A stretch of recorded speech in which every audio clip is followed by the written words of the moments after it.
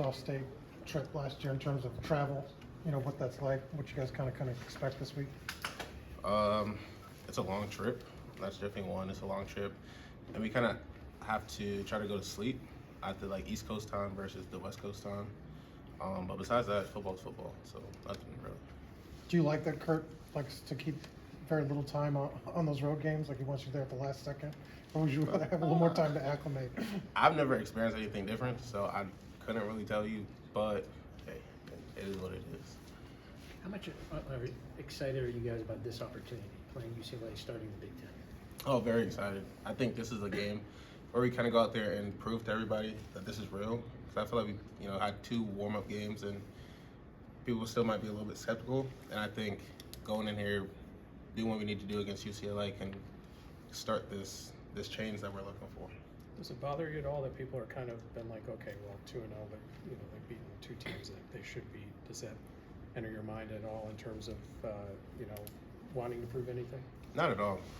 That's kind of just clutter. I just think, based off what this team did last year, I understand it. We just got to go out there and prove it to them on Saturday. That's it. Coach Lignetti kind of talked about the mindset of just it's any other game out there in Pasadena in the Rose Bowl. How have you seen the team buy into that? Oh yeah, we're definitely buying into that. The whole we're going to be an LA thing, UCLA thing, playing the Rose Bowl. It is cool. It is a great experience. But at the end of the day, football's football. And once the pads is on, once the ball is kicked, it's football. It doesn't matter what stadium we're in.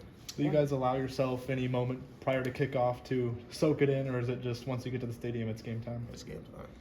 Is it easier to? I'm sorry. Is it easier to have that mentality as a player than because fans think like that? They're like, oh, cool, it's going to the Rose Bowl. Is it easier than it would seem to fans to kind of block all that out? Yeah, I think it's a lot easier. Depending on I guess the person, but I think for the most part, again, football is football. And as long as you keep that your priority, then you'll be able to switch your mindset to that. I want to say that Marcus mentioned that this summer there's you, him, Linnell, a few others were just kind of hanging out here, and they kind of would provide you with a few things, and you'd provide them with a few things. What's kind of the value in that for you? Especially me not being in this conference, them giving me, the scouting reports on what type of O-lineman I'll be facing this year. Probably be a little bit more physical, more run heavy. That kind of aided into what drills, what techniques I needed to work on over the summer.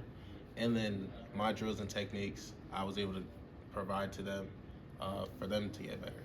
From an off-field relationship standpoint, how important was it? Very important, especially me coming in as a transfer and kind of trying to build that chemistry, especially as a D lineman. Once the D line has chemistry, we play so fast. So that was kind of a jump start to that. And these first 2 games, we're still working the chemistry. And I know eventually it's really going to click and this thing's going to roll.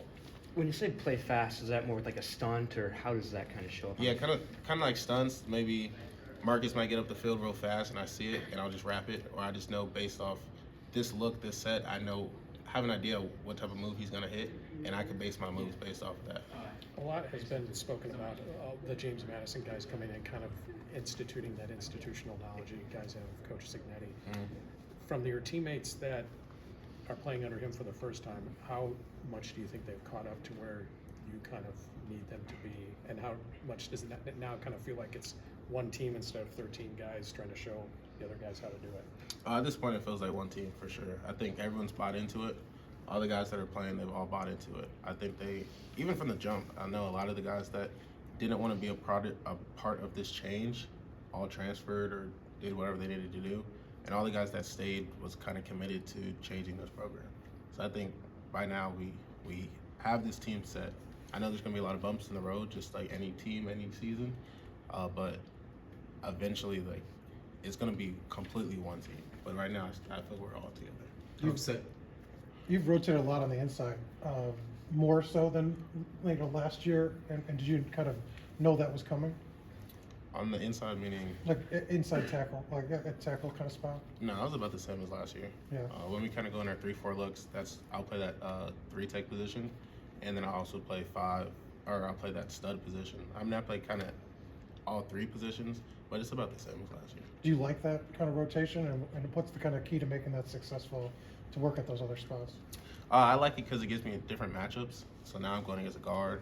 Maybe it's pass rush. I get to go playing space against a guy that's not used to being in space, or even going inside and I'm closer to the ball. So now when I make one move, I'm right there at the ball. Versus you make a move on the edge, you still have that that ground to gain. And then playing stud and playing end, they're a little bit different in terms of technique and mentality going into those positions.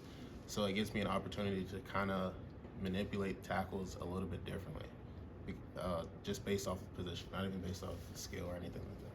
Do you know kind of going in how many snaps you're going to get, or is it kind of based on feel for Haynes calls the game and then that's kind of how things develop? It'll be based off the way Haynes calls the game, depending on, who's tired, who's not, personnel, things like that. Outside of the venue, how excited are you to play in your first conference power level? I'm Power really four game? excited. This is a really big opportunity for me, especially being a Sun Belt guy. First off, an FCS guy, then Sun Belt. I just want to, not even just me. I think everyone wants to kind of prove that we're supposed to be here. That's me speaking for all the other JMU guys, and even the guys that's transferred here from ODU or whatever other schools they transferred from. I think this is a big game. It's gonna be on TV. It's a big opportunity. What do you see on film from them? Their offense? I see that they run a pro style type of offense. So for the most part, each formation has their plays. So schematically, they're not too difficult. But as far as the guys that they have in there, they got a fast running back, a smart quarterback, some fast guys on the outside, some big O linemen. Those guys can kind of make it work. But I'm confident in my guys winning one-on-ones, and I'm confident in Haynes calling the right calls, out-coaching their offensive coordinator. So honestly, they're kind of like a faceless team. I'm not really worried about what they're doing. I'm more worried about preparing throughout the week. Did they have you watching NFL stuff like with the enemy, or did you guys Yeah, mostly? we actually have. We have watched some of the Commanders film in their cut-ups since UCLA only played their game against Hawaii. Right. We don't have as much film, so we watched the Hawaii game and then some cut-ups of the Commanders. One more. Coming off the 77-3 win, that's a very historic win, especially offense, most points scored, most yards, but also the defense, playing great, only allowing those 3 points. What do you think it says about this group that in just the second game you did something so historic? I don't want to downplay that, because that is historic and it's something that is great that we did. But at the end of the day, that opponent wasn't the best opponent, so it's we have to wipe that out now and focus on UCLA.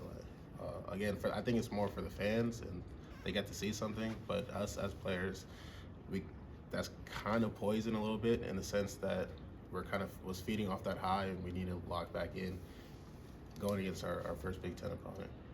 Great. Thanks for Kyle. Thanks for coming. Thank you. Appreciate it. Elijah will be in here in a couple minutes.